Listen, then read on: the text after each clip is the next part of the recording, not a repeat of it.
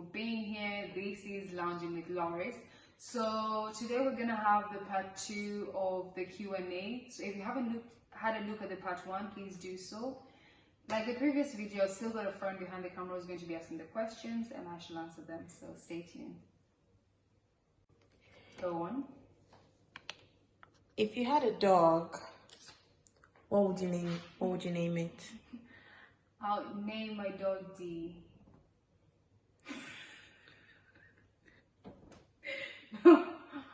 I'll name my dog Bruno. Yeah, that seems better.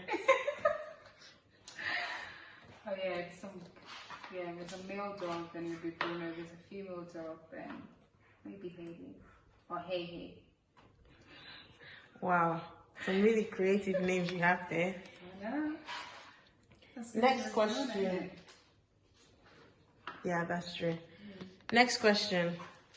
What high school did you go to? I went to Forest High School in Nairobi, Kenya. What are your best and worst memories from your high school? Best memories, like I mentioned in the previous video, my friends. Yeah, I really enjoyed. Yeah, like I had really lovely memories with my friends on our bus ride back home and on our way to school, on non-uniform days. Like, it's just great having them, like the friends I had back then. And also my worst memories, I was also very active back in high school. I was in sports, drama, when it came to leadership, when it came to debates. Yeah, I'm just always, So you had your hand in everything? I had my hand in everything. I wanted to be everywhere and doing everything. And I think like that's what I've always been. It's always been so hard for me to just concentrate on one thing. Yeah, but I'm really trying to work on that because I feel like when you're more concentrated on one thing, you tend to be more productive in it because then you're fully focused. But it's not bad either because then you just learn a lot of things in different fields, which is also good to have to have a bit of knowledge everywhere. My worst memories would probably be, we had to run because like my high school was quite big and sometimes I would have some of my classes on the A-level section, which was pretty far. It was quite a walk to where the other side was, where the middle school was. So having to go for classes from that end to that other end was quite tough. And sometimes I would rush, but my teachers would lock me out because some teachers were really tough. Even being like 1 or 2 minutes late was such a big deal. So those are probably my worst memories. The fact that I had to work so hard, like run my ass off run so fast to get to that point, and then just my efforts being disregarded in that sense. Brayside, take notes. So, what keeps you motivated and going? What keeps me motivated? I think I mentioned in the previous video. Yeah, so it's kind of a similar question. I mentioned my goals, my dreams, my family, and just where I want to be and how I want to better my life. Sure. Yeah. So I always remind myself, and to be honest, the other thing I also do is sometimes I try to look at people that are roughly my age and that have achieved great things, not because I'm envying them, but because it sort of gives me a sense of where I need to be and the pace that I need to go in. I do understand that everyone has their own pace in life, but then looking at people that have done really great things also, it just shows that you can do so much as an individual. Obviously, we're not the same. We're two different individuals with different abilities. So I can do really good at my own field, wherever my interests are and my hobbies and abilities are. And yeah, and sometimes I also tend to look at people that don't have the opportunities that have been provided for. So I picture them in a greater platform. So then that sort of tells me where I need to be or how to appreciate and be content with what I have, and not to take the opportunities that are presented to me for granted, but actually put them to good use. Yeah. That's good. That is good. Next question. What is the best thing about studying abroad? Yeah, I had to look at that question. There are quite a number of things I've enjoyed about studying abroad and some disadvantages as well.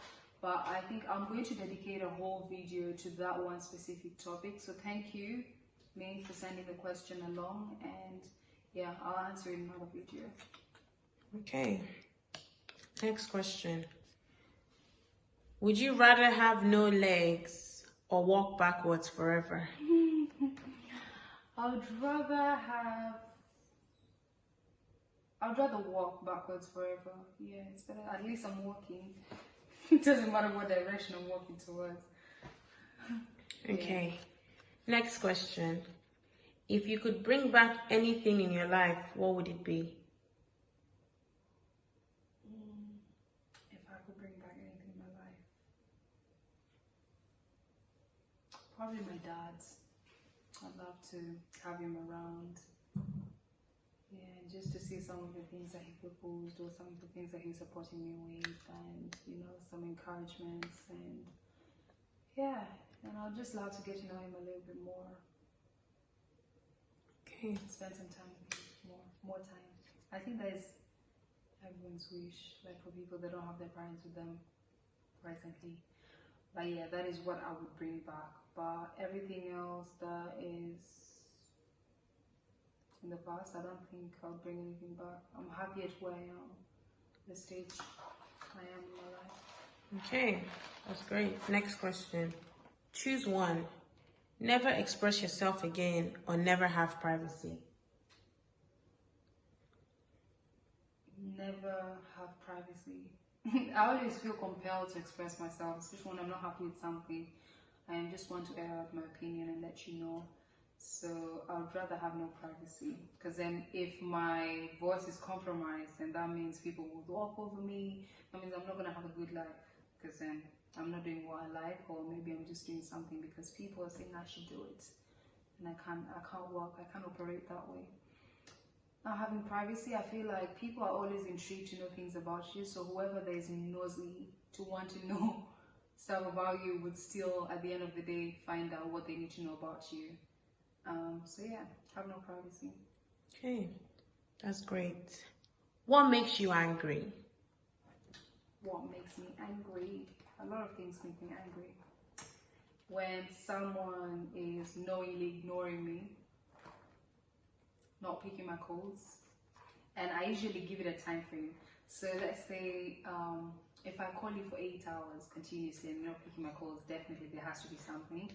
I know some of my friends have told me before, I need to be worried instead and maybe wonder what if something happened to that person instead of being angry. That is definitely something to consider, but then I feel like because in most cases that is not usually the case, so I don't think of the worst scenario at that point. I tend to just feel like, okay, they're just deliberately ignoring me. But what the other thing that pisses me off is people concluding and having perceptions, vague perceptions about me. Well, everyone is entitled to their own perception because that's your opinion, that's what you see, and that's what you've concluded. But when I tell you that is not where it is and you're trying to argue back as if you're me, then that gets me angry. Because, I mean, even I don't have the right to judge who you are after you've set it up, explained it to me and made it clear that that's not what you do, who you are. So yeah.